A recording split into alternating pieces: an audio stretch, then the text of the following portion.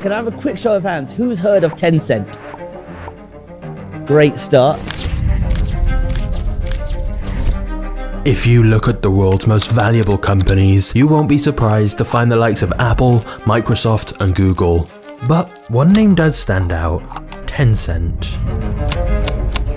The company is worth more than the likes of Facebook, MasterCard, and Samsung. And yet, if you ask the majority of people what Tencent does, you'd be met with a confused look. The truth is that Tencent does everything.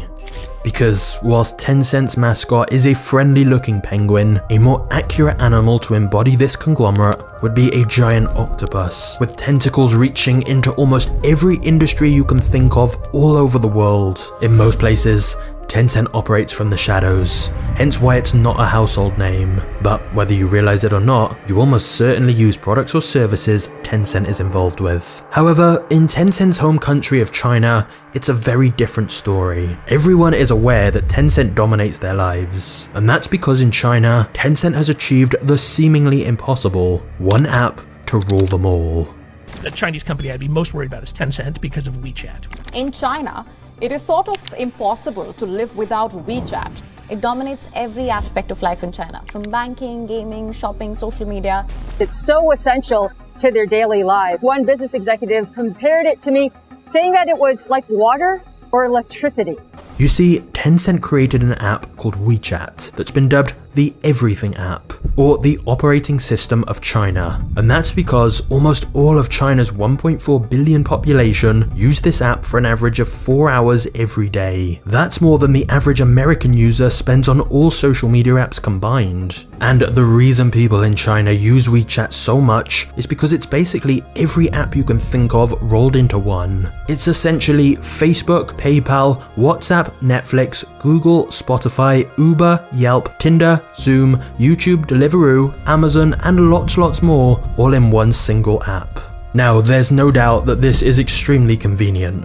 Everything connected in one app and one profile. You pay your bills through it, call your friends through it, and essentially live your entire life through it. However, one single company having access to literally all your data, every aspect of your life, from your exact location to your entire bank history, to every message and call and search you've ever made, it's a lot. And then it gets worse when you realize that the line between where Tencent ends and the Chinese government begins is blurry. Meaning the Chinese Communist Party, known as the CCP, has access to all that information as well, making WeChat one of the most powerful surveillance tools ever created. Not just that, but private messages and images that are sent through Tencent's apps like WeChat are scanned to see if they need to be censored. If you say anything that the Chinese government doesn't want you to, the best case scenario is your message just doesn't get delivered. Worst case scenario is you end up in jail or simply disappear.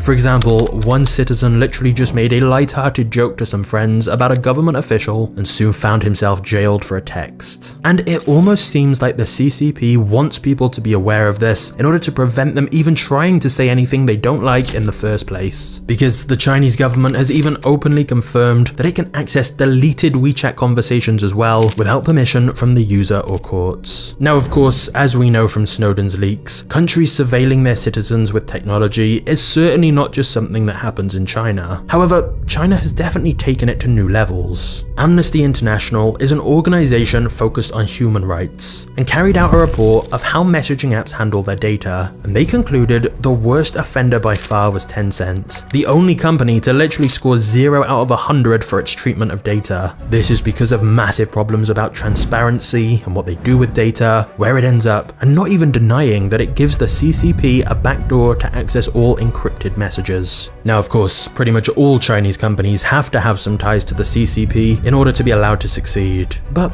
Tencent is unique because it has been allowed to monopolize entire industries in China and use brutal tactics to wipe out competitors without any interference from regulators. But in exchange for that freedom, some would say as a result, they've been turned into a weapon for the Chinese government. It's estimated the CCP has thousands of members inside Tencent, including party officials on the Tencent executive board who can influence decisions. For example, during the initial COVID outbreak, the Chinese government used WeChat for population control, assigning color codes to determine whether people were healthy and what they were eligible for, like if they were allowed to leave their homes or not. Another example is ordering Tencent to change their games to conform to Communist Party values, as well as making Tencent add facial recognition to their games so kids can only play them for a max of 90 minutes per day. But before you think this doesn't affect you, think again. The vision of Tencent is to connect people and connect everything. You see, once Tencent built their monopoly in China, they began expanding abroad and essentially went on one of the biggest shopping sprees in history. They've invested heavily in companies like Reddit, Tesla, Discord, Spotify, Snapchat, and Universal Music. And those are just a couple of the many hundreds of companies outside of China that Tencent are now involved with. They are also the largest gaming company in the world, with revenue significantly higher than any competitor. This is particularly crazy when you consider that gaming is just one of countless different industries Tencent operates in. And yet their gaming division alone is bigger than the entire company of Nintendo or EA. And the reason Tencent is so dominant in gaming is because they own 100% of Riot Games, creator of League of Legends, 40% of Epic Games, creator of Fortnite, not to mention stakes in Ubisoft, Activision Blizzard, and so many more of the world's most popular games. The same is true in other industries. For example, Tencent's payment division is nearly as big as PayPal's entire business, and it's reported WeChat Pay generates over 1 billion payment transactions per day, more than Visa and MasterCard combined. They've also got Tencent Music, they're huge in esports, and are even now involved in making Hollywood movies like Men in Black. I think if you look at Tencent Music, the company makes about 400 million, 500 million in profit. In other words, it's hard to fully grasp just how large Tencent is. But it's only recently that the West has started to realize the influence Tencent, and thus China, actually have. One small example was how Blizzard, the World of Warcraft studio partially owned by Tencent, banned a gamer who endorsed the pro-democracy movement in Hong Kong. In other words, China seemed to be using Tencent as a weapon to influence decisions outside of China. This caused many people to ask, how is this one Chinese company seemingly now dictating what people in the US are allowed to say? The same was true with the NBA. You see, Tencent Video has a deal with the NBA to stream their matches, but in 2019, Daryl Morey, manager of the Houston Rockets, tweeted, "Fight for freedom, stand with Hong Kong." In response, Tencent said they would not be streaming any Rockets matches in future. So, soon after this, the manager was forced to delete his support for Hong Kong, backtrack on his stance, and apologized for his inappropriate tweets. Players then came out stating that they love China. Yeah, we apologize. We love China. We love, playing there. So, whilst in recent years some have started to wonder if China could use Tencent to influence things abroad, the answer seems to be that they already are. Multiple governments from the US to India have now called WeChat a security threat, and others have suggested it's a monitoring weapon in your pocket. And turning now to the major decision by the Trump administration banning the popular social media apps TikTok and WeChat from U.S. app stores. U.S. President Donald Trump issued an executive order last month targeting the app as a security threat. But what's perhaps most fascinating about Tencent's story is that you can look at it in two ways. On one hand, Tencent is one of the greatest business success stories ever. At one point, the company had only $1,000 in its bank account. And so the journey of how a group of friends turned their struggling startup into one of the world's largest companies is remarkable and filled with useful lessons and genius business strategies. What they have achieved is ridiculously impressive, and there is definitely an argument that Tencent has been unfairly caught in the middle of a political storm that they didn't want any part of. But on the other hand, Tencent is often surrounded by controversy. This includes their brutal monopolistic practices to crush any competition, their blatant plagiarism of just ripping off other companies and apps, their extreme censorship and violations of privacy and freedom of speech, accusations of poor working conditions, and the fact multiple countries now see it as a national security risk because of its close ties to the Chinese government.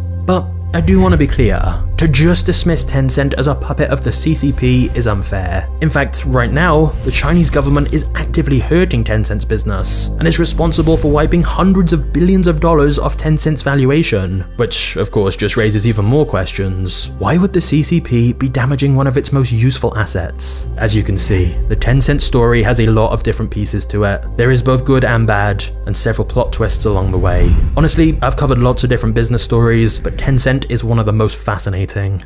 In this video, we're going on a journey through Tencent's insane history to find out the truth behind this gigantic business empire, a company that influences so much and yet is so rarely discussed. How did they get here? What are they planning next? And what does it mean for all of us? So buckle up, because I assure you, the story of Tencent is going to be a wild ride.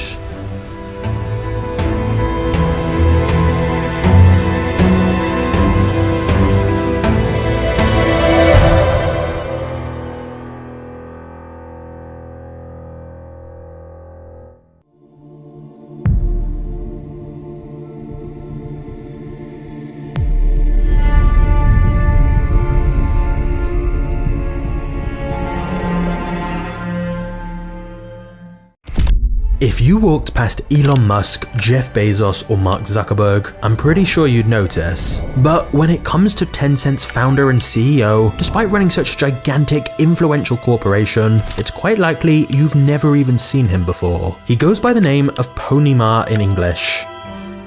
Our next guest is the founder and CEO of Tencent, Pony Ma. However, this is his actual Chinese name. But since in English his surname translates to horse, he goes by the name Pony as a bit of a joke. The fact we don't usually hear much about Pony Ma or know much of his story is mostly by design. Tencent tries to walk the tightrope of keeping both China and the rest of the world happy, and since that's very difficult to balance, he opts to not speak out publicly much at all. It's better to just say nothing rather than cause controversy and headlines. The other reason we know so little about Pony is that unlike his arch nemesis Jack Ma, the founder of China's other dominant company, Alibaba, Pony is introverted and simply doesn't like being in the spotlight. And this has always been the case. Growing up, Pony Ma was a quiet kid who mostly went unnoticed throughout his school years. The only time he did get much attention was when he hacked into his university's computers and got a reputation as a great coder. In fact, for his university thesis, he created a software program that could help forecast stock price movements. And this software was so useful that at age 22, he sold the program to the company he was interning at for a price of about 3 times his annual salary. By the time Pony graduated from college, the internet was in its very early stages, and whilst of course it was very primitive back then, Pony was excited by its potential and began thinking of business ideas to try and capitalize on this exciting new internet technology. However, although Pony was undeniably a very talented and hardworking programmer, the beginning of his future business empire did not come from some revolutionary idea that Pony himself created. You see, it's time for the first uncomfortable truth about Tencent. The business was started by just ripping off someone else's idea, and as we'll soon see, that has remained a fundamental part of Tencent's business strategy ever since. But it all began when one day Pony was browsing online and stumbled across something called ICQ, an internet chat platform that at the time was pretty groundbreaking. It was basically the first mass-adopted instant messaging system on the internet, letting any two people online have a private conversation in real time.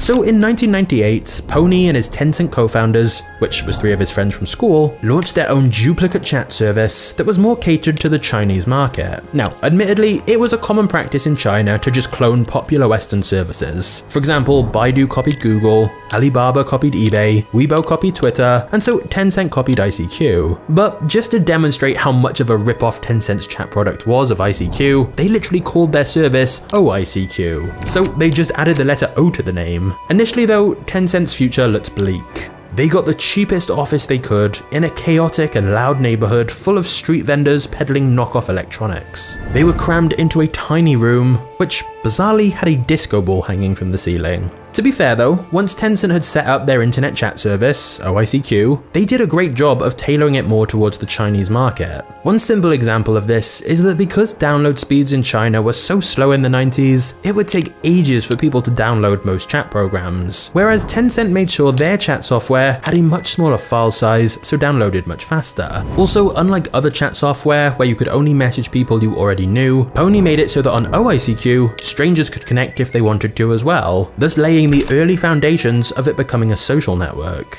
At first though, the problem was that very few people even knew OICQ existed. Pony himself later admitted, when users first came, nobody was in the chat room. I had to keep them company and talk with them. Sometimes I had to change my profile picture and pretend to be a girl. So you had the CEO talking to random people in the chat, hoping they'd like the service enough to keep using it. Now, to be fair, this was actually more of a side project for Tencent in the early days. Pony initially spent more of his time trying to work on a software that connected pages, or bleepers as they were also known, to the internet. Unfortunately, that idea was going nowhere, and so Pony was relieved when one evening he logged onto their chat app and saw a spike in users. 2 months in, they'd hit 500 users, and from that point, the user number began to rise faster and faster each month as people in China shared OICQ with their friends and family. Before long, the chat app was growing so fast that it became Tencent's only focus. They ditched the pager idea completely and went all in on OICQ. Thousands of users were now joining every day, and so you'd think Pony would have been thrilled. But in reality, he was more stressed than ever. That's because there were 3 major issues. Number 1, servers in China were expensive at the time, and they kept having to buy more, which was particularly problematic because of issue number 2. Tencent wasn't making any money. OICQ was taking off like a rocket, but it wasn't monetized, and so they were actually just losing money the more people used it. But then, worst of all, issue number 3. One day in 1999, about 9 months after starting OICQ, Pony received a thick envelope in the mail from America. It was a letter from the lawyers of AOL, a big American company who owned the original ICQ chat software that Tencent had copied. It said they were suing Tencent for violating intellectual property laws and demanded Tencent stop using the name OICQ immediately. By this point, OICQ had hit 1 million users and was growing rapidly, but Tencent didn't have the money for a lawsuit. They barely had any money at all. In fact, most of the small Tencent team were doing freelance work on the side to try and raise enough money to pay the rising server costs. They were all working crazy hours and getting very stressed out, so eventually Pony decided to try and sell the company. Unsurprisingly though, given the lack of revenue and legal issues, nobody wanted to buy it.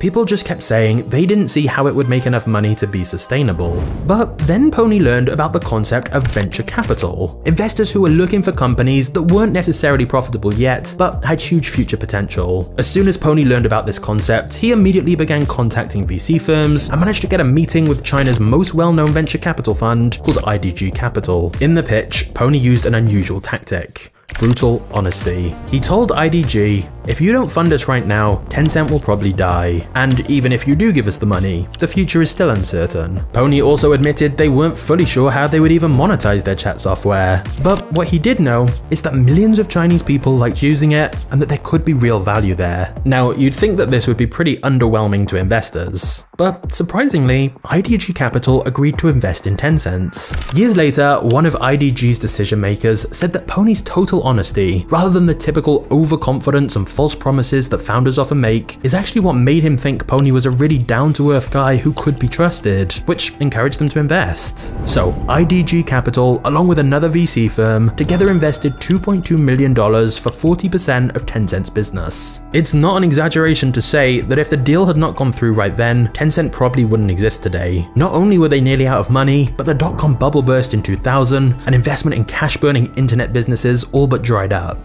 Luckily for Tencent though, they'd got the money just in time and so could continue operating. There was still the lawsuit threat from AOL to deal with though, and so Pony was forced to shut down the OICQ domain names and rebrand their chat app as something else. Eventually, Pony decided to rename it as simply QQ. So their legal trouble was sorted, they had enough investment to carry on running, and their user number continued to grow at an insane rate. After hitting 1 million users in year 1, they reached 50 million in year 2, as more and more people in China shared the software with other people so they could chat. Tencent had perfectly adapted the original ICQ chat to fit Chinese consumers better. Now, just one issue remained: making money. Whilst you'd think having lots of users would make monetization easy, back in the early 2000s on the internet in China, it actually wasn't. Pony tried multiple monetization strategies, including placing banner ads on QQ, selling QQ's chat software to companies, and charging a small membership fee to use the software. All of these failed. And in fact, the membership fee in particular backfired horribly. People in China hated the idea of paying a fee to use any internet service, and so this allowed some competitors to gain market share from Tencent. On QQ's 3rd birthday in 2003, Pony scrapped the subscription fee and made QQ completely free again. But of course, they had to make money somehow. Luckily, it was around this time that some Tencent employees had discovered a Korean website called sayclub.com, which allowed people to create personalized avatars with customizable appearances and clothing. It seemed really popular in Korea, so Tencent decided to once again copy a popular feature from elsewhere and launch their own avatar feature inside QQ called QQ Show, thus giving Chinese citizens a way to express themselves by having their own unique character to represent their profile. For a very small fee, you could buy designer clothes, accessories, and styles for your character. Whilst buying things for your avatar was cheap, equivalent to just a few cents, it cost Tencent nothing, and those microtransactions added up fast. This feature quickly became very popular, especially amongst younger users. Your avatar became a signal of your status, and the feature worked particularly well because many people had started using QQ as a dating app,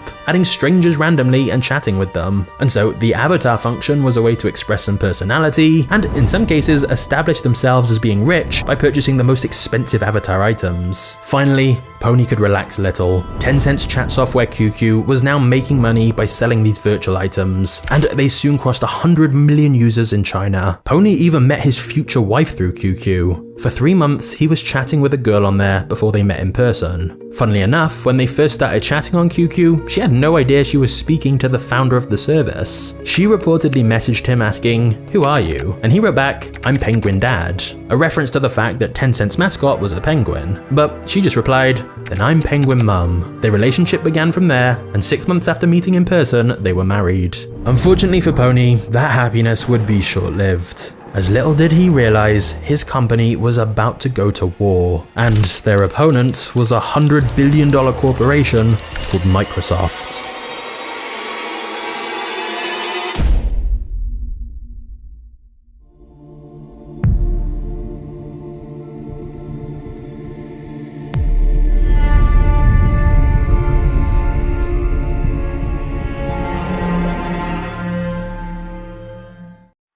In 2004, a chat service called MSN entered the Chinese market as a direct competitor to Tencent's QQ. MSN was run by Microsoft, which was terrifying for Tencent, as Microsoft had such vast wealth and resources. And Microsoft had decided to double down on its efforts in China, given it was such a massive market. And since their chat service was much more professional and streamlined than QQ, MSN quickly attracted businesses and students. QQ seemed more like a casual chat application, but less of a serious communication tool. On the other hand, MSN was becoming more widely used in offices in China, and thus it was quickly eating into QQ's market share. Tencent really just had one big advantage over Microsoft though. MSN's decision making was much slower because of their bureaucratic corporate hierarchy, where every big decision had to be signed off by their American headquarters. For example, it was actually MSN's China team who suggested the idea that users should be able to still receive messages even while offline and be able to see them when they came back. But the suggestion never went anywhere. Meanwhile, Tencent managed to incorporate the same feature in just a couple of weeks, and it proved to be hugely popular. And so even though Tencent had grown into a fairly big company by this point, they still acted more like a scrappy startup.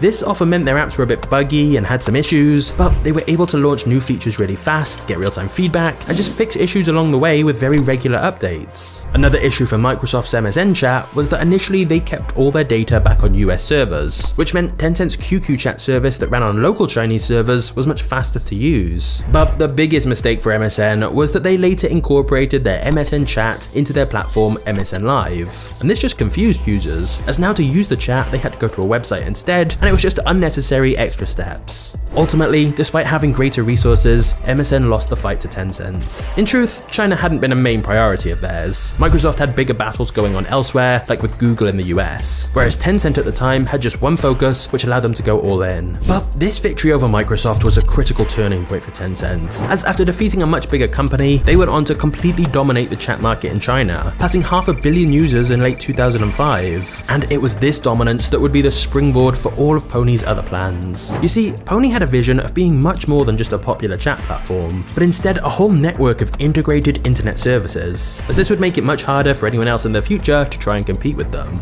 And so Tencent began adding several other features into QQ, like the ability to access news. And after seeing how quickly Tencent was growing, a South African company called Naspers had decided to invest $32 million in Tencent and become their largest shareholder. In fact, they still are to this day, meaning Naspers got one of the highest investment returns ever. But back when they first invested in Tencent, this gave Pony the influx of cash he needed to begin the next stage of his plan. And this is where things start to get crazy.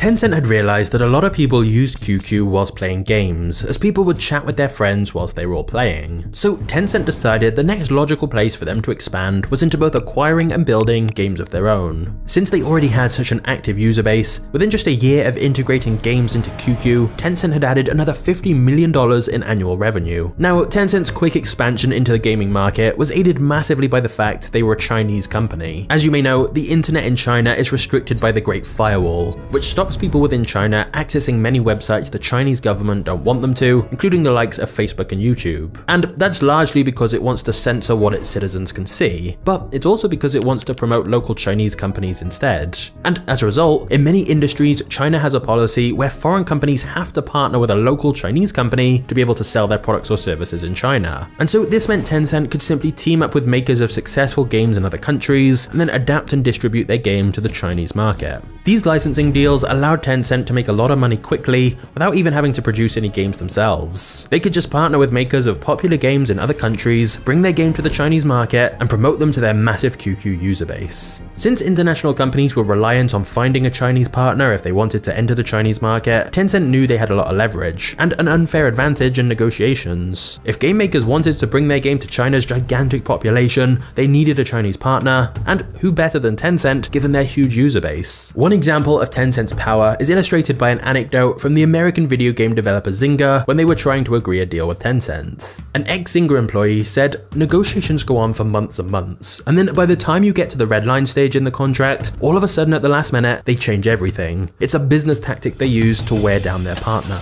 But as well as licensing games for the Chinese market, Tencent did make some of their own games too, normally by just replicating fairly simple games that were working well elsewhere. For example, QQ Speed was very heavily inspired from Mario Kart. This of course was even more lucrative than licensing, as it meant they kept all the money for themselves. And it was low risk as they were using game concepts that were already proven to work well abroad and just making their own version of it for China. However, since China had a major lack of digital piracy enforcement, Tencent realized if people weren't paying for games up front and were just sharing them for free, why not make the games free for everyone and make money through in-game sales instead, like paying for extra lives, features, and upgrades. Nowadays, of course, microtransactions within games are extremely normal, but Tencent were definitely one of the first to push this so heavily, and it worked. Tencent's revenue continued to rise. With monetization now going so well, Tencent IPO'd in 2004 on the Hong Kong stock market, which provided them a war chest for Tencent to invest heavily in more expansion and growth. However, that growth would only be possible thanks to Tencent's culture. Now, most Chinese tech companies are notorious for their long work hours. The schedule is often referred to as the 996 schedule, meaning you work 9 AM to 9 PM 6 days a week.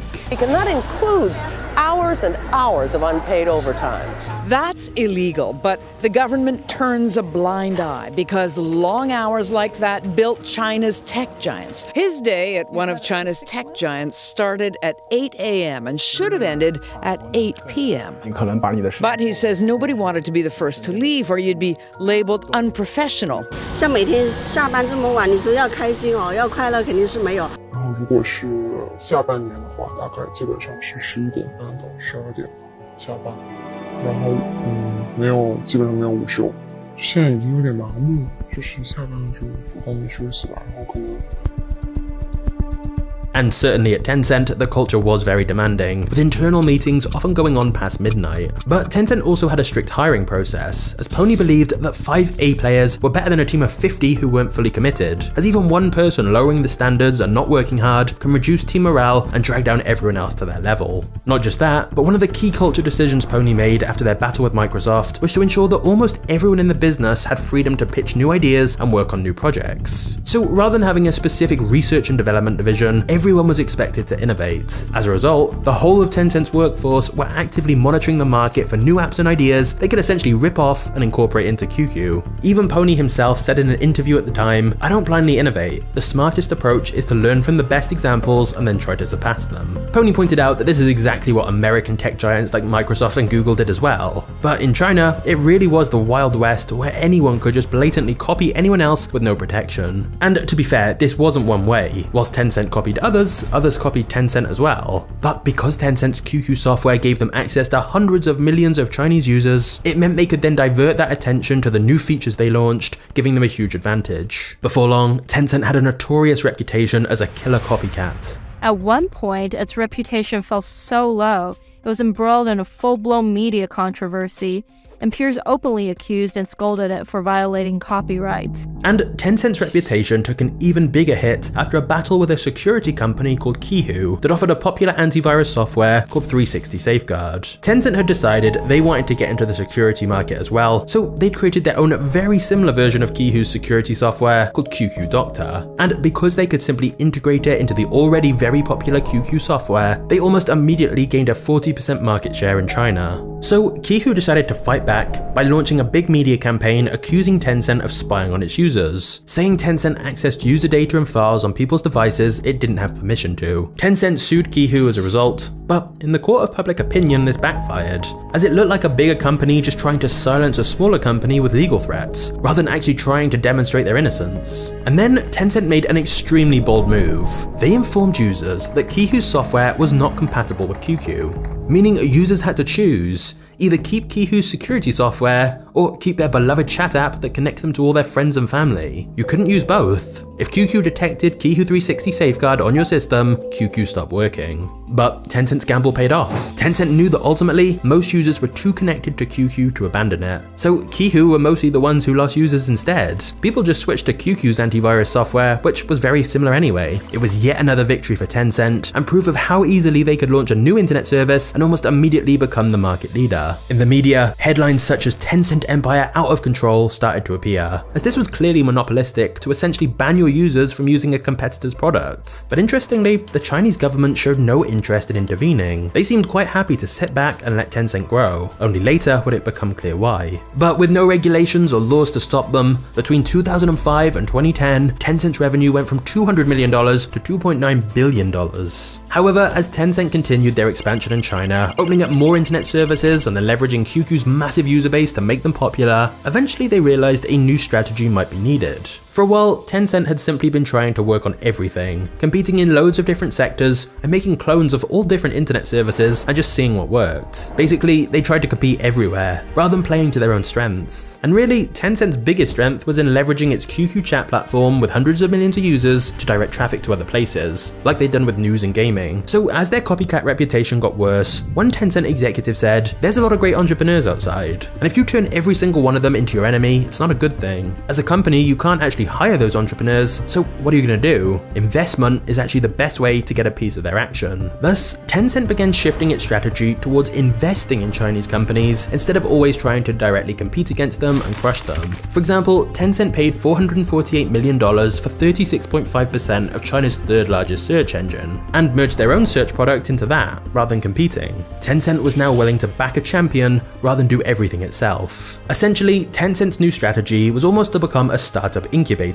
It would invest in businesses and take some of their equity, and then build an ecosystem of connected companies that it could help grow using its existing user base and infrastructure. Another example was when Tencent combined with China's second largest online retailer, JD.com. Tencent had no real expertise in e-commerce themselves, and so they figured it made sense to just back one of the most prominent companies in the industry in exchange for equity, and then leverage their own internet traffic, experience, and capital to help the company they backed succeed. As a result, Tencent became a kingmaker. As support from Tencent could help ensure a company was successful, and from Tencent's perspective, it meant they massively reduced operational complexity as they weren't doing literally everything themselves anymore. Before long, Tencent was one of China's biggest investment companies, and QQ was now much more than a chat software. It was a portal to many other internet services that Tencent had either created or invested in, and thus, QQ seemed unstoppable. But interestingly, the one app that would eventually surpass QQ was also created by Tencent.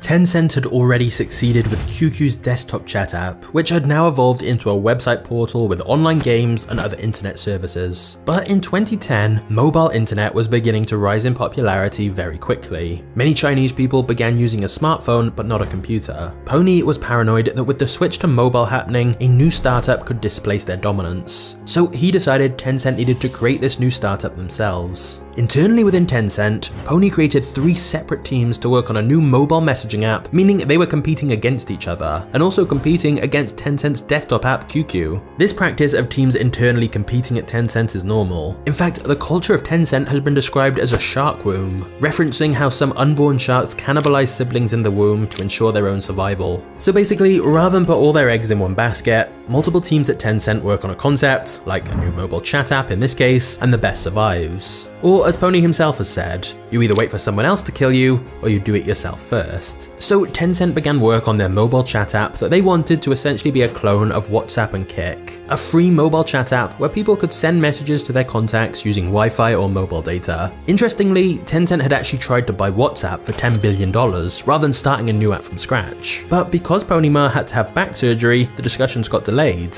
In that time, Mark Zuckerberg swooped in and bought WhatsApp for $19 billion.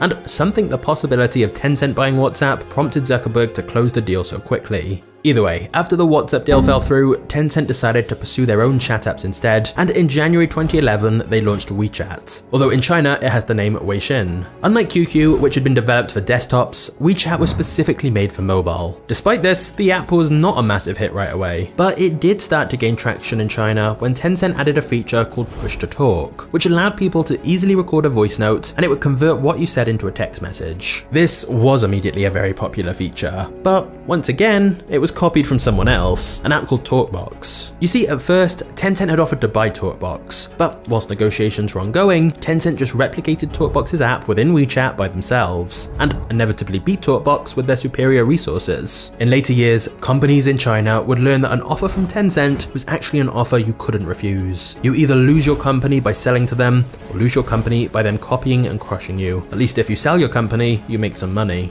When Pony was asked about this at a conference in China, he said, "In America, when you bring an idea to market, you usually have several months before competition pops up, allowing you to capture significant market share. In China, you can have hundreds of competitors within the first hours of going live. Ideas are not important in China, execution is." So WeChat was now gaining momentum in China, and just like QQ, Tencent did not want to keep it as just a chat application. In fact, because WeChat was a mobile app that people would always have with them wherever they were, Pony quickly realized that the amount of services they could connect to WeChat was seemingly limitless. For example, within WeChat's app, Tencent introduced a feature called Moments, basically their version of Facebook or Instagram, a real-time social media feed of posts, images, and articles. Following the success of this, they added a blogging service called Public Accounts, so people could write articles which could then be shared on Moments. There was also official accounts, allowing publishers to distribute content and businesses to distribute products and services. This would be like the equivalent of following their newsletter, for example. But nobody in China really uses emails very much, so they're more likely to use WeChat to follow brands that they're interested in. By 2012, WeChat had 100 million users. Remember, it only launched in 2011, thus making it the fastest social media growth in history, taking only 433 days to hit 100 million users. For context, it took Facebook around 5 years. A year later, in 2013, WeChat was at 300 million users. But the key to WeChat's eventual dominance in China was that Tencent just kept bundling more features in this same app. For example, they added quirky features like Drift Bottle, which was a service within WeChat to help people find new friends or dates. You essentially put either a voice or text message in a virtual bottle, throw it into a virtual sea, and then another random user picks it up and decides whether to reply to your message or throw it back for someone else to get. This actually became a really popular feature, with many Chinese people making genuine friendships and relationships through it. And for some people, it became a hookup app. Tencent also created Friends Nearby for a similar purpose, which was like an early version of Tinder and helped WeChat grow even faster. But one of the most crucial developments for WeChat came about kind of by accident. You see, in China, it's a tradition that during the Lunar New Year, people charitably give away red envelopes and packets containing money. So WeChat decided to create a red packet function within their app so people could digitally send red packets to people, which transferred real money to their accounts. During that holiday, over 75 million red packets were sent via WeChat. This led Tencent to a clear realization: mobile payments were the future. This feature that was meant to be a fun little temporary thing over the holidays ended up leading Tencent to create WeChat Pay, their mobile payments platform to digitally transfer money. Before long, WeChat's wallet feature was not just used to send payments to other people, but as a way to pay for things in shops, and in fact, basically anything where money needed to be sent or paid. Rather than carrying around a credit or debit card, it was easier to just use WeChat since their bank details were already connected. They won't ask for cash, because nobody's really paying for anything with cash nowadays in China. In fact, even if you give them cash, they might not actually be able to accept it. Once again, this may seem like an obvious feature today, but back in 2013 when it launched in China, this mobile payment function was an incredible feature, and hence helped WeChat become even more popular. And as more people in China started predominantly using smartphones, eventually WeChat surpassed QQ. Even though they were both started as chat services run by Tencent, WeChat was definitely better for mobile, and mobile was becoming much more widely used in China. By 2015, WeChat crossed 500 million users. Of course, whilst the app name hasn't changed, chatting is now just a tiny fraction of what WeChat does. Which leads us to the most crucial feature of all for WeChat, the feature that turned it into the super app it is today that dominates the lives of almost everyone in China. In January 2017, WeChat launched a feature called mini programs that allows users to access tens of thousands of other apps within WeChat's own app, completely bypassing the need for an app store. So for example, instead of you having to download a separate app for every single restaurant, hotel, or shop you go to, they'd all just have a mini program within WeChat. This not only allowed WeChat to connect itself to people's offline lives as well as online, but it helped cement WeChat as the everything app. Even before this, Tencent had created so many of their own services bundled into WeChat, like payments, games, and dating, but this mini programs feature meant there was basically no need to even have other apps on your phone, because services from other businesses were now available via WeChat as well. For example, China's dominant ride-sharing platform Didi have their own mini program within WeChat.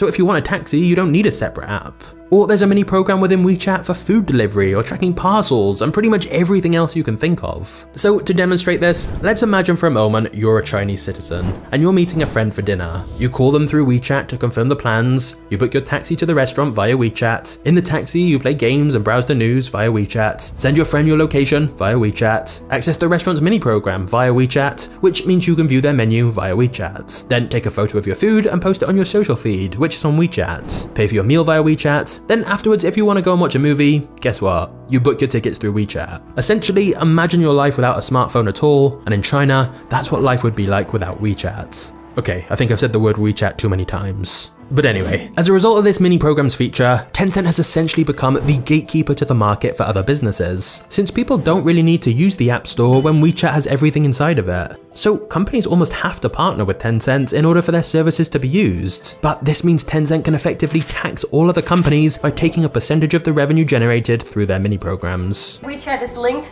to other companies, so you go through WeChat to another app or website and then you buy through there, but you pay with your WeChat. Now, what's interesting is that an all-in-one everything app like this has been suggested outside of China as well. In fact, even quite recently, Elon Musk talked about X, a super app similar to WeChat. If you're in China, it's basically, you kind of live on WeChat, it does everything. And we don't have anything like that outside of China. Such an app would be really useful. But it was quickly shut down. We have enough concerns about big tech and social media without one single company controlling everything. But now you can see why Tencent has become a money machine. Because unlike many of the big tech giants in the West, such as Facebook and Google, Tencent doesn't need to rely so heavily on advertising revenue. In fact, some Tencent staff joke about how Facebook's business model is very primitive. There's a quote from a Tencent employee saying, "When you have 1 billion users, the last thing you should be thinking about is how do I sell them a ton of ads. What you should be thinking of instead is how to ensure you keep these users happy so you don't drive them away because you're annoying the hell out of them." And that's what's notable about WeChat. It has kept a pretty clean interface and doesn't spam users with ads. It doesn't need to. They make so much money through microtransactions since they're involved in so many aspects of people's lives. When you have over 1 billion people using your app for so many different parts of their life every single day, those small fees on every transaction add up in a massive way. How would you describe it to you? How important is it?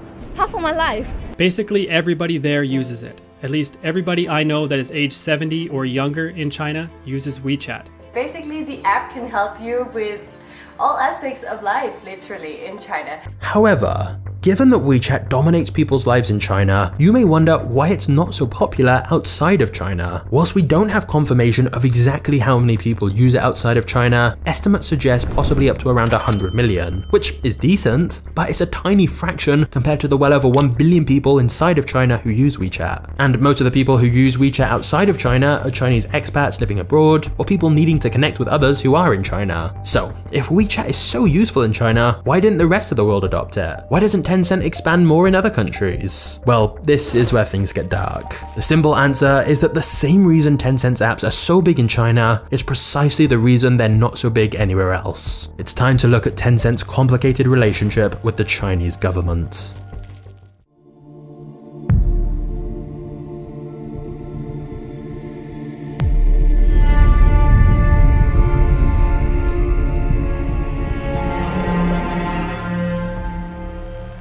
Before we get into Tencent's current relationship with the CCP, it's important to understand how things all began. In 1979, the then leader of China designated an area called Shenzhen as the first test zone of his new economic plans. This would be the first part of China where capitalist business models were allowed, and this began China's rapid ascent to becoming a global superpower. Nowadays, Shenzhen has been dubbed the Silicon Valley of China, as it's home to many of China's tech giants, including Tencent. But the Chinese government's plan was essentially to give some Chinese companies a huge amount of freedom as long as they were benefiting the country overall. So when companies like Tencent and Alibaba capitalized on the internet and built massive user bases, China was happy to allow them to build such dominant companies by any means necessary without any real regulation, as long as they were benefiting China and the CCP overall. They felt it elevated the image of China and Chinese entrepreneurship by having these hugely successful companies. It also meant that rather than foreign companies succeeding in China, like the big American tech giants, instead local Chinese companies would dominate, as the government made it mandatory for foreign companies to partner with a local Chinese company. And finally, the CCP knew that if some Chinese companies became huge empires, then they could invest in lots of other companies, both in China and abroad,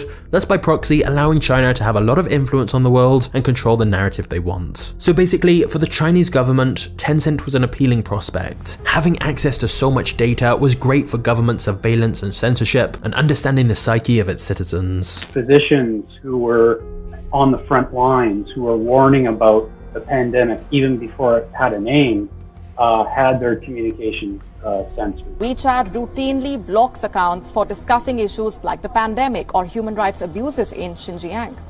They went to my father and threatened him. Wow. And said that if your daughter doesn't stop talking about human rights, we are going to persecute your family like in the Cultural Revolution. After their accounts are blocked, users say that the police come in to question them. 这是说白了，这是集中营。这个时候就通过监控来指定抓什么样的人。很多人他不知道为什么被抓，不知道把他送到哪里，不知道什么时候放出来。 The problem is the app is so crucial for existence in China that users cannot even give it up. So China was mostly happy to not interfere and let Tencent continue to grow its dominance, even if it sometimes used anti-competitive tactics. Of course, the CCP were wary of how much power this gave Tencent, which is why their relationship is not as straightforward as you might think. They knew it was important to make sure Tencent was very closely aligned with the CCP, and give them reminders that if Tencent stopped being useful to the Chinese government, Tencent's power could just as easily be taken away. But anyway, let's talk about what this partnership actually means. Tencent's stance is that in order to comply with China's legal and regulatory requirements, it can process and handle private information without requiring user consent in certain situations. Those situations being if the Chinese government wants us to. The CCP reportedly have a direct line to the desks of Tencent product managers and are able to order deletions whenever they want, or monitor specific accounts and specific phrases in both public and private posts. One particularly intimidating policy change in 2017 was that group admins on WeChat were made personally liable for whatever was said on group chats they run. Many simply deleted their groups as a result. Tencent also feeds data to China's social credit scoring system, which can affect what citizens can do. All that information they have, like payment history, real-time location, who you're associated with, can allow the government to create an incredibly detailed picture of who you are, what you buy, and how you behave, thus allowing the government to give you a score of how trustworthy you are as a citizen. They're constantly monitored by facial recognition cameras that are able to instantly put a face to a name. Now, the Chinese are also ranked. It's aggregating data gathered by banks, private companies, and the state to rate if someone's a good or bad citizen. A good score brings benefits, but people with low scores lose rights. The cinema names and shames people considered untrustworthy, plastering their details, even their addresses, across big screens. Among them is this journalist Liu Hu. He got a little too close to uncovering corruption among high-profile party members. He was blacklisted. He only realized when he tried to buy a train ticket and was told he was banned from traveling. But as Tencent grew larger, it seems the CCP became more demanding. Tencent has to employ hundreds, possibly thousands of their own censors, whose job it is to block anti-government posts. Tencent then began deleting lots more posts and suspending accounts that stepped out of line. There are multiple examples of creators, such as blogger Laura Lian, who had hundreds of thousands of fans reading her work, but after making one comment the CCP didn't like, her account was deleted without warning and her income gone. And thus, whilst Chinese citizens clearly enjoy the convenience of WeChat, which admittedly is such a useful app, in the back of people's minds, they're aware that their every move and comment is documented, something which the CCP openly remind people of. Whatever Tencent can see, the Chinese government can see. And so it's kinda crazy that over 1 billion people have opted to sacrifice all aspects of their privacy and free speech for convenience. There's apparently a joke in China that if you order too much food via WeChat, you might get the police tracking you thinking you're harboring fugitives. Now, to be fair here, I really do not believe Tencent set out to create a government surveillance tool. This wasn't some evil plan. Tencent was started by some entrepreneurs wanting to build a business like anyone else, but they managed to create something so popular that the only way the CCP would allow it was if they had some control too. So Tencent didn't really have any choice but to fall in line. Pony is a pragmatic businessman and knows he has to keep the government on side. Hence, when a reporter asked him about censorship at a tech conference, Pony seemed to side with the government by saying, "Lots of people think that they can speak out and that they can be irresponsible.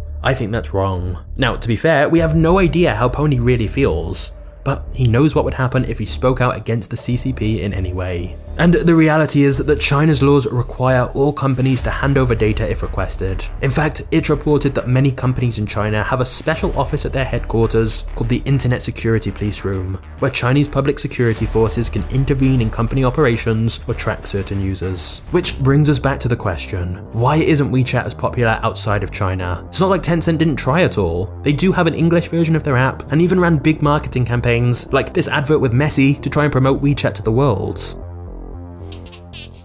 WeChat, the new way to connect. Download it now for free. Free voice and text messages. We love, we share. WeChat. However, one of the most fundamental reasons for its limited international appeal is clearly because of this surveillance and censorship. Research from Citizen Lab found that the Chinese government does monitor and censor confidential information sent via Tencent's apps, even from users outside of China. For example, I saw a story where one person in a private group chat had sent some news about pro-democracy protests in Hong Kong and was confused when nobody else in the group responded. She only later found out nobody else could even see her messages, as her private messages had been censored without her knowing it. Any taboo issues like mentions of Tiananmen Square or Tibet are censored on Tencent apps regardless of if you're in China or not.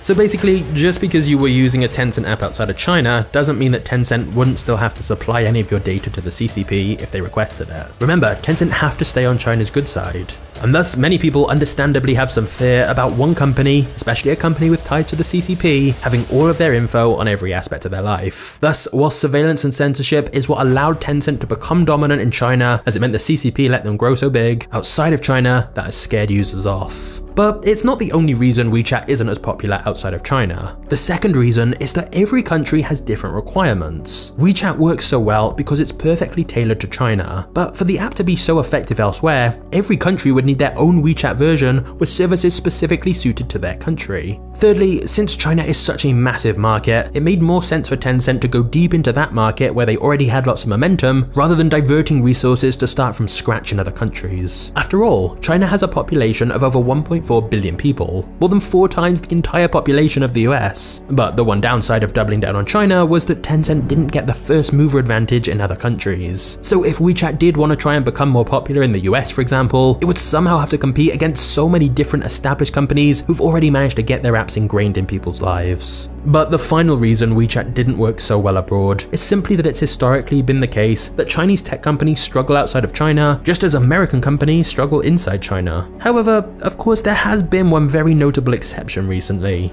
TikTok. A Chinese app which truly has managed to go global, and this leads us to one of Tencent's most fascinating battles.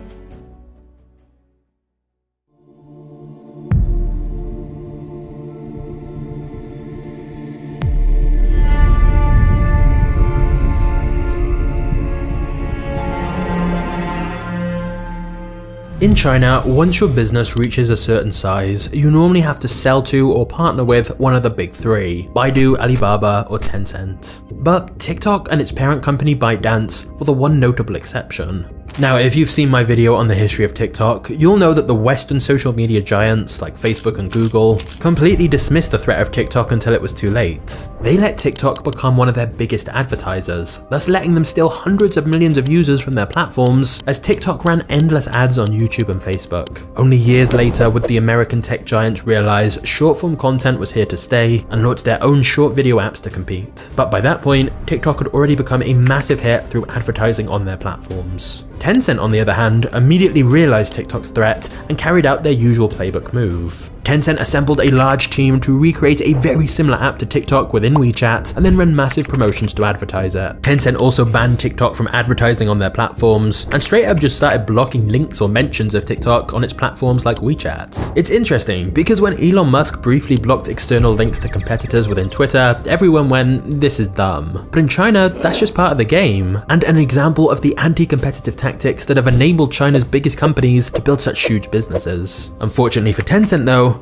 for once, this tactic didn't work. TikTok's biggest strength was its machine learning algorithm that very accurately showed users the content that would keep them on the platform longer. And thus, once people were hooked on TikTok's algorithm that already knew their preferences and was perfectly tailored to them, there was little incentive to switch to Tencent's copycat version and start over with an algorithm that didn't yet know their preferences so well. So TikTok's first mover advantage always gave them the edge. Things actually got heated between Tencent's founder Pony Ma and ByteDance's founder Zhang Yiming, because Zhang posted a screenshot of TikTok being the #1 most downloaded app in the world, and underneath criticized Tencent for making an almost clone version of TikTok and for banning TikTok within WeChat. Pony felt this public criticism was unfair, given this was a common practice in China, and he bluntly responded, "Your words can be regarded as slander." The heated public spat captivated China, as both CEOs were normally so mild-mannered and reserved, but it was clear no love was lost in this bitter rivalry. However, seeing TikTok succeed globally on such a huge scale, something which Tencent's own apps like WeChat have never managed to do, was definitely tough for Pony to take. But wait, hold on a second. Remember back at the beginning of this video, I said Tencent had a lot of influence all over the world? Well, if their two most popular products, QQ and WeChat, aren't that popular with people outside of China, why is Tencent considered such a dominant global company, with influence all over the world? To answer that, it's time for us to look at Tencent's genius bigger picture strategy for world domination.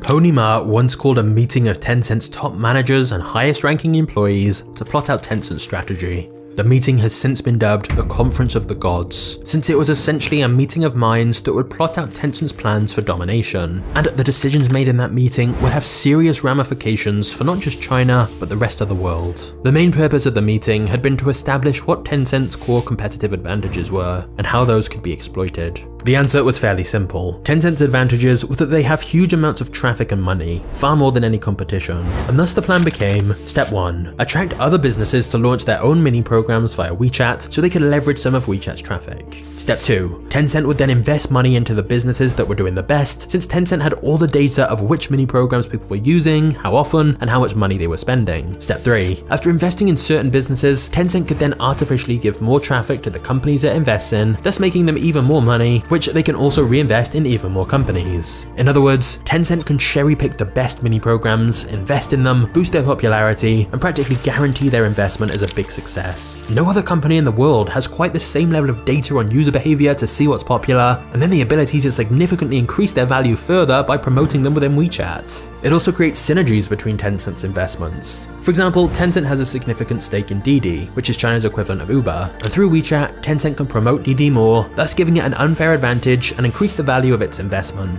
But not just that, because Didi uses WeChat Pay, Tencent also takes transaction fees on every payment. It did the same thing after investing in the Chinese e-commerce company JD. Once Tencent owned part of the business, they massively increased JD's visibility within their apps to drive more sales. Of course, all of this was insanely lucrative for Tencent. But then came the next part of the plan, using some of the money it generates from its cash cows in China to invest in companies abroad, thus letting Tencent diversify away from China. This is particularly important for Tencent, because if their entire empire is only based in China, they are totally at the mercy of the Chinese government. So Tencent has acquired or invested in many hundreds of companies outside of China in all different industries, thus building a huge international portfolio. For example, Tencent became one of the largest shareholders of Tesla. Tencent also bought parts of Reddit and Discord. This did prompt some backlash and concerns, as some argue that if Tencent has access to a company's data, so does the CCP, and that through Tencent they can subtly influence decisions in these international companies and thus ultimately influence Western culture. Since the Chinese government can use the apps for surveillance in China,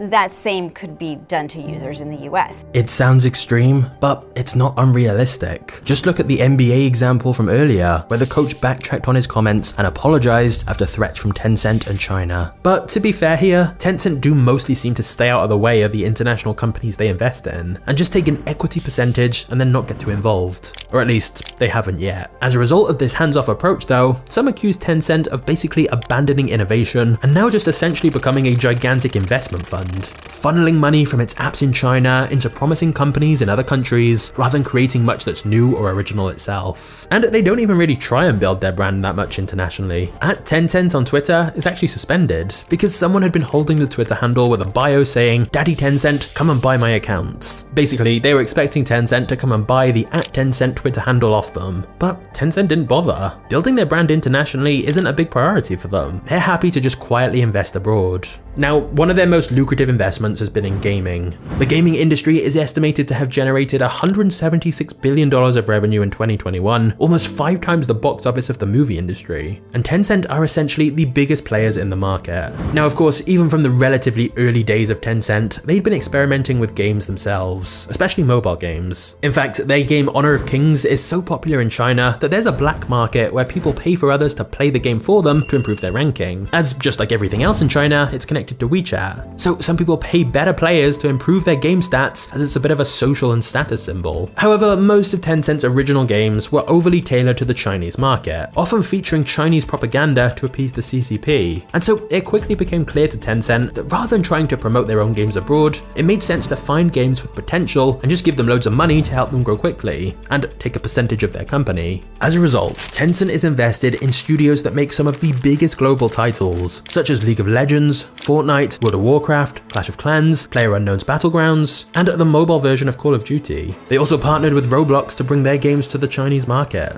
But 2 of Tencent's most important investments were buying 100% of Riot Games and 40% of Epic Games, one of the world's most valuable startups. This not only gave them a stake in some of the most played games on the entire planet, but also investment in Epic Games' Unreal game engine, which has been described as the world's most advanced real-time 3D creation tool, and is used for all kinds of different projects. Whilst Tencent's investments in international game studios have been extremely lucrative, it's also brought some unwanted attention to the company. Many fans noticed that after Tencent acquired some of these popular games, there seemed to be more upgrades and unlockable content within the game that required additional payment. And some blamed this on Tencent being greedy, as they were clearly pushing for more microtransactions like is the norm in China. Another issue arose after acquiring Riot Games, as Tencent wanted to turn their most popular title, League of Legends, into a mobile game to make even more money from it. But the game developers didn't want to do this. That was never their vision of what the game should be, and since it was their game, they thought that was the end of the discussion. But they later found out Tencent had gone behind their back and made a rip-off of their game, which is where Honor of Kings came from. One Riot Games employee said, "We were stunned. They were blatantly ripping off our intellectual property." To add insult to injury, Tencent even used notable League of Legends players to promote their new game, which caused many people to assume Riot Games was actively involved with this new game, even though they weren't.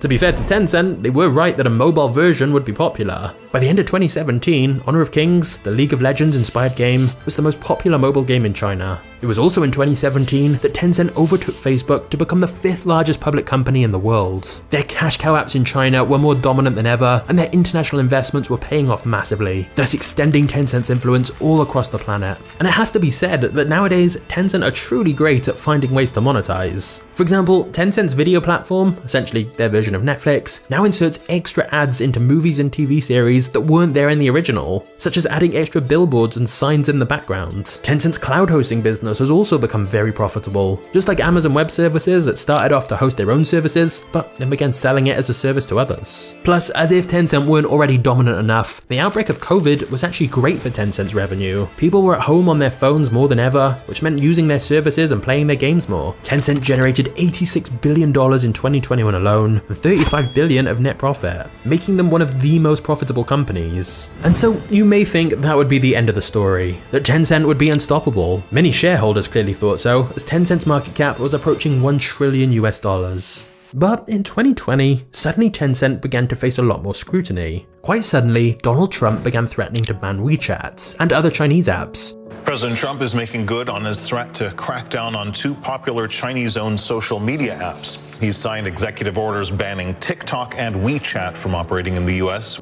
On the grounds that the Chinese Communist Party could use them to steal users' private data, censor anything critical of China, and help spread misinformation. Of course, there were definitely strong political motivations for this attack on Chinese apps and the subsequent executive order to ban them in the US. But even now with the Biden administration, there are continued investigations into these Chinese apps and whether they are a national security risk that should be banned. And thus, as one of China's biggest companies, Tencent was thrust into the international spotlight more than it would like. It may have taken a while, but it seemed people were finally realizing the influence that Tencent, and thus China, actually had. Luckily for Tencent, their strategy of taking minority stakes in international companies gave them a lot of protection. For example, even if the US did want to take action against Tencent, it's not like they would ban Reddit or Discord just because Tencent had invested a lot of money in them. The only risk was governments banning apps Tencent fully owned and created, like WeChat. But as we know, most of their users are in China. So Pony figured this negative media attention in the US wasn't going to cause too much damage to Tencent's empire overall. As long as Tencent was on good terms with the Chinese government, things should work out. He breathed a sigh of relief, realizing maybe things were going to be okay after all. But then, quite suddenly, Pony's worst nightmare became a reality. You see, Tencent has faced a lot of business battles. We've seen them go to war against Chinese companies like Qihoo, big American companies like Microsoft, and even political battles like with the US government. But there is one enemy Pony Ma most certainly did not want. One enemy that could genuinely destroy them: the Chinese government. Hey guys, before we get to the next part of the story, I just want to say that if you find these videos interesting, please consider turning on notifications for MagnatesMedia. I'm working on some even bigger projects right now, so if you want to make sure you see them when they're ready, just hit the notification bell now. Also, I just want to say a massive thank you for watching this channel. These videos do take a long while to make, so honestly, I really appreciate all your comments and support. So yeah, thank you for everything, and now let's get back to the story.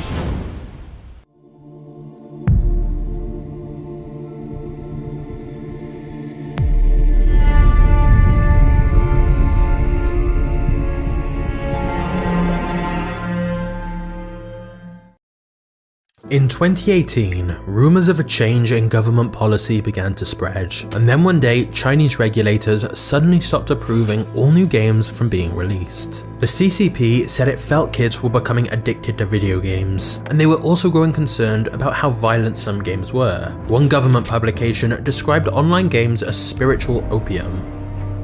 And the CCP announced a ban of kids under 18 playing games for more than 3 hours a week. People under age 18 are now allowed just 3 hours of gaming a week. Tencent's stock price immediately started to fall. Later that year, Tencent's profit fell for the first time in over a decade, largely because it couldn't release or monetize new games due to this new government policy. To appease the Chinese government, Tencent had to make big changes. For example, Tencent introduced facial recognition in their games and began using police databases to verify the identities of its users and their ages. That way, it could ensure people weren't playing games unsuitable for their age, and also that they weren't spending too much time playing. Tencent also had to change the nature of some of its games to ensure they aligned with the CCP's values. For example, one of their most popular games, PUBG, previously involved 100 people killing each other until one person is left. But Tencent had to change it completely. They rebranded it as Game for Peace, and the story instead became about patriotic warriors. The violence was removed, and blood was replaced with green liquid. When someone gets shot, instead of dying, the character simply waves back and disappears. The game was filled with banners of nationalist slogans and patriotic propaganda. Basically, the game was completely censored, and as some users pointed out, turned into a pro-government propaganda machine. Whilst most people didn't like it, they had no choice. Tencent had realized that despite their huge power and wealth, they were still completely at the mercy of the Chinese government. And then, things got much worse.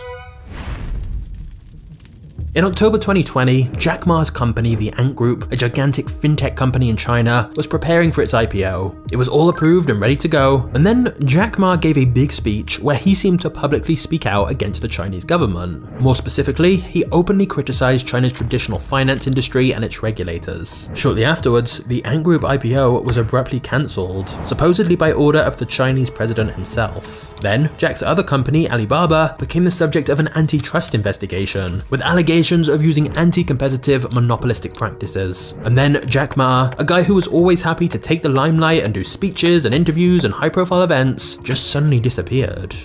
All of his planned public appearances were cancelled, and it seemed like he'd been exiled. In fact, some questioned if he was even still alive.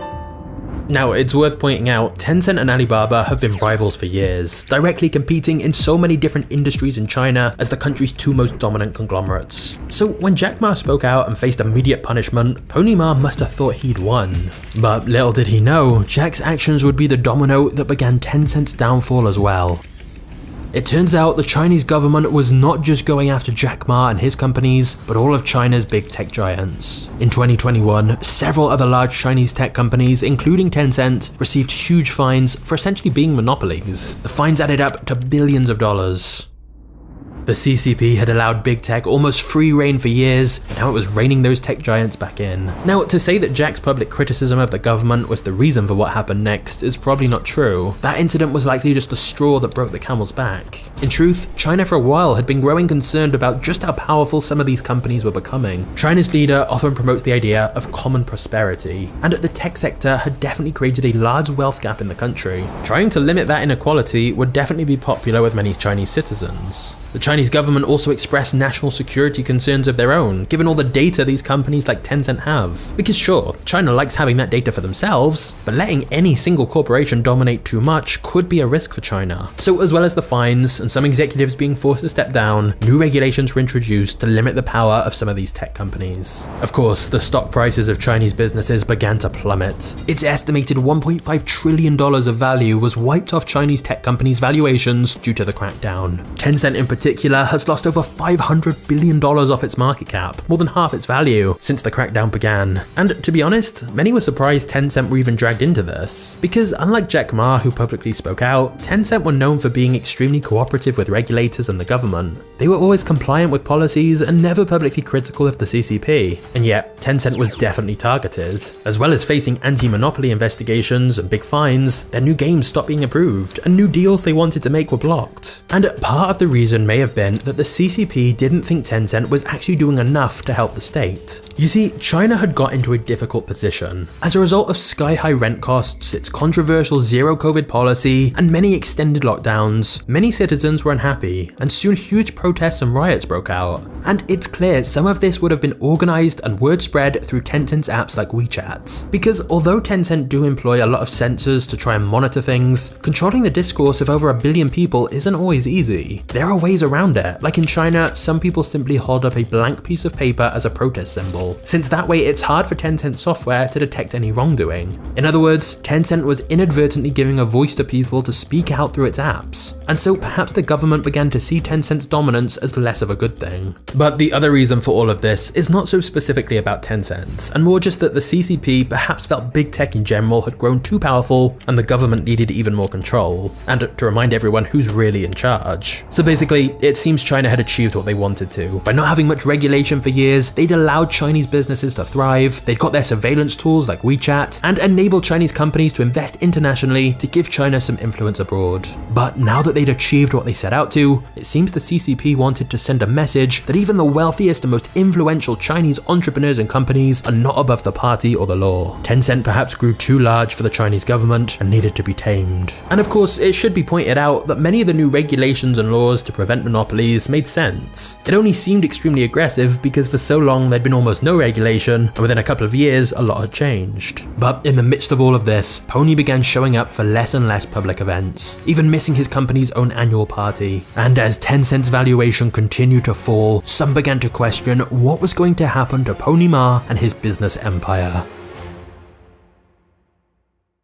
Before we get to the next chapter, did you know that when shopping online, shipping costs are the #1 cause of abandoned carts? So if you sell absolutely anything online yourself, you're gonna want to know about today's sponsor, Shipstation. These days, cheap and fast shipping has become the standard customers expect, and this means it can be hard for smaller e-commerce businesses to compete on shipping prices and delivery times. But that's where Shipstation comes in to save the day. They have the best discounts in the industry, so you'll never have to worry about overpaying for shipping again. For example, you can get up to 84% of USPS and UPS rates. And not only does Shipstation help you lower shipping costs, it easily integrates everywhere you sell online, including Amazon, Etsy, eBay, Shopify, and more, thus giving you one easy dashboard to manage all your orders in one place, saving you time and letting you give your customers a better experience. So keep growing your business all year long with Shipstation. Go to shipstation.com/magnates today and sign up now for your free 60-day trial. That's shipstation.com/magnates to get started now for free.